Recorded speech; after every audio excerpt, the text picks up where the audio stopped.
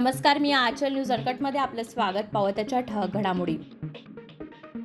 विरोधकांनी आता तरी रडीचा डाव खेळणं बंद करावं, शंभूराज देसाईंनी अनिल परबांना सुनावलं.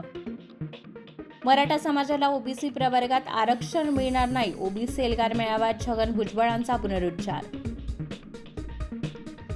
भुजबळांना मंत्रिपदावरून हटवून गृहमंत्री आणि मुख्यमंत्र्यांनी चौकशी करावी, जरांगे पाटलांचा इशारा.